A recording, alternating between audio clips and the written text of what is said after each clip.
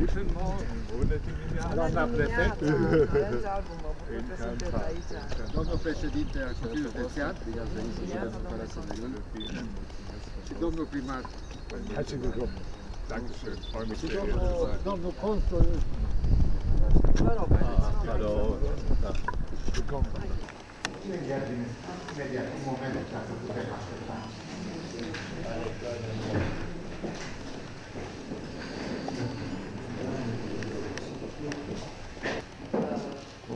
Bine ați venit în județul Parasetin, suntem extrem de onorați să fiți aici, salutăm și pe domnul Țigla și pe domnul Fer, cu care colaborăm de foarte multă vreme. Eu sunt prefectul acestui județ, mă numesc Florescu, am alături pe domnul președinte Sindicului Județ, pe domnul primar al municipiului Reșița, Ioan Popa.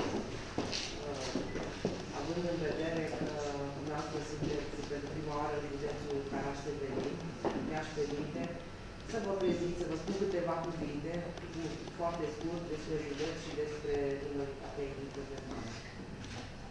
Județul Paraseverin este un județ împliscat suprafață, este al treilea județ ca dimensiune în România, după Timiș și Suceava. Însă are populație extrem de redusă. La ultimul recensământ din 2012 eram sub 30.000 de locuitori. Din punct de vedere economic, județul Paraseverin a fost în urmă cu 20 de ani un județ puternic industrializat. Din păcate, la o mare recesiune economică, mașinile lichidității abia s-au restructurat, astfel încât forța de muncă calificată pe domeniile respective nu s-au mai regăsit în alte domenii în totalitate, astfel încât de aici și în declin al populației. Din punct de vedere al... Care sunt impresiile de la Impresiile și intențiile de Da, dezvoltare a absolut. relațiilor. In primul rând, aș dori să vă spun că mă bucur foarte mult să fiu la Reșița, o regiune foarte importantă în relațiile noastre și din punctul de vedere economic și în domeniul educației și am avut întâlniri foarte utile, productive aici cu reprezentanții oficiale. Für mich ist das der erste Besuch hier in einer Region, die vor vielen Herausforderungen steht, aber auch große Pentru mine este Perspektiven. prima vizită în această regiune, o regiune care are în față foarte multe provocări, dar are și potențialul să le rezolve.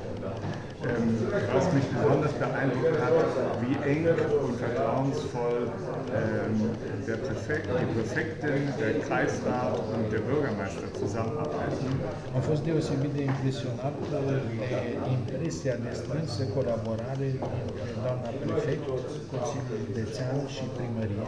Ich glaube, diese Gemeinsamkeit ist schon die erste Garantie für einen Erfolg. Această comunitate de intenții este prima garanție pentru succes. Die Region ist auch für uns Deutsche in vielerlei Hinsicht von Bedeutung, natürlich vor allen Dingen auch wegen der starken deutschen Wurzeln in der Region.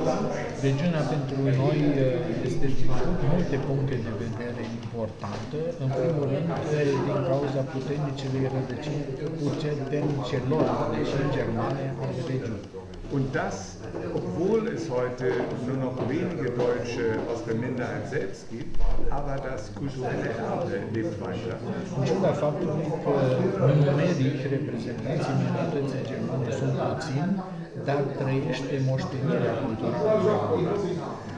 Was sich daran ausdrückt, dass so viele rumänische Eltern entscheiden, ihre Kinder mit der deutschen Sprache aufwachsen zu lassen und ins deutsche Schulsystem zu schicken. Această moștenire, de exemplu, se manifestă prin faptul că extrem de mulți părinți români, jet be jet, decid să-și trimită copiii la școli de limbă germană. Und ich möchte auch werben für eines unserer schönsten Produkte, die duale Berufsausbildung. Dar vorbind cu dumneavoastră cu mass media, vreau să fac și reclamă pentru unul din cele mai frumoase și mai fructoase proiecte germane, pregătirea profesională duală. Ich sage Ihnen, das ist die Wirbelsäule des deutschen Wirtschaftserfolgs über all die Jahrzehnte. Vă asigur că această pregătire profesională duală este coloana vertebrală a succesului economiei germane timp de decenii în lume. Und was viele nicht wissen, dass sehr viele, die in der Berufsausbildung begonnen haben, heute Vorstandsvorsitzende großer deutscher Unternehmen sind. Multă lume habar n-are de faptul că extrem de mulți dintre președinții consiliilor de administrație și de conducere ale marilor întreprinderi germane, la începutul carierei au făcut pregătire profesională duală. Das sage ich vor allen Dingen den Eltern hier im Land. Asta este un lucru care trebuie să deschidă bine urechile părinții în special. Und ich kann Ihnen nur sagen, unsere deutsche Wirtschaft hier, aber auch ganz nebenan im Kreis Timisch sucht händeringend Fachpersonal und junge Menschen haben tolle Berufschancen, wenn sie sich dafür entscheiden. Nu pot decât să vă întăresc faptul că economia germană, atât aici cât și în județul vecin Timiș, caută cu disperare oameni profesionalicește bine pregătiți, care au cele mai bune șanse de urcare în ierarhia profesională. Aber ich möchte auch noch mehr von der Region sehen. Wir werden etwas im Bergland hier reisen. Însă permiteți-mi să văd și ceva mai mult din regiune. O să călătorim ulterior puțin prin zona Banatului de Munte. Und ich würde mir wünschen, dass touristisch auch diese Region davon profitiert, dass Timișoara 2021 europäische Kulturhauptstadt Și sein. firește că mi-aș dori pentru dumneavoastră ca această regiune să profite și turistic de faptul că în 2021 Timișoara va fi capitală culturală europeană. Veți gira acest învățământ dual aici, în Karaș-Severin? Ja, auch hier hat sich, wie ich vom Bürgermeister gerade gehört habe, schon eine Gruppe von Unternehmen zusammengefunden, die auch gerade von der Regierungsseite die Bestätigung gefunden hat, dass sie damit voranschreiten. Da, și la dumneavoastră în regiune s-a găsit un grup de întreprinderi care chiar ieri au primit din partea Guvernului, Ministerul Învățământului, girul pentru startul pregătirii duale și e vorba de 6 sau 8 clase profesionale care simultan vor porni la toamnă. Mulțumesc frumos! Ne-a bucurat astăzi în a avea ca invitat în județul Karaș-Severin și municipiul Reșița pe excelența sa, domnul ambasador Mayer Todt, ambasadorul Republicii Germania în România, și am fost plăcut surprins de jovialitatea excelenței sale și cu siguranță ați remarcat un interviu pe care dânsul vi l-a acordat. Vreau să vă spun că discuția întâlnirea de astăzi a fost extrem de cordială, lăsând la o parte formalismul unei astfel de întâlniri protocolare. Discuția a fost extrem de cordială și s-a axat pe ceea ce a însemnat cultura germană și ceea ce au însemnat etnicii germani pentru județul Karaș-Severin, ceea ce s-a păstrat de la etnicii germani, influențele care au rămas atât în domeniul economic cât și în domeniul cultural, cuvintele, regionalismele din Banat care provin din limba germană și bineînțeles că am adresat invitația excelenței sale de a mai veni în județul Karaș-Severin pentru a vedea cu proprii ochi ceea ce noi i-am prezentat, spunându-i că județul Karaș-Severin este probabil cel mai frumos județ din România.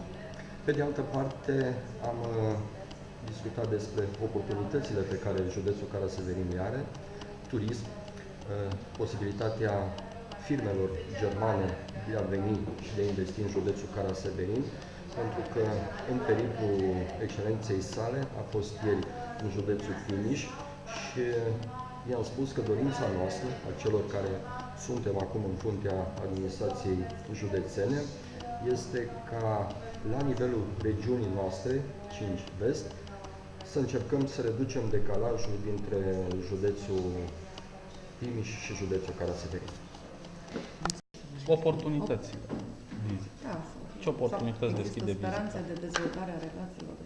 Da, sigur, domnul ambasador și domnul consul au arătat o deschidere extraordinară spre a aduce investitori. Am discutat posibilitatea de a organiza o întâlnire cu investitori germani, astfel încât să putem să găsim oportunități de dezvoltare și din punct de vedere economic a județului nostru. Super.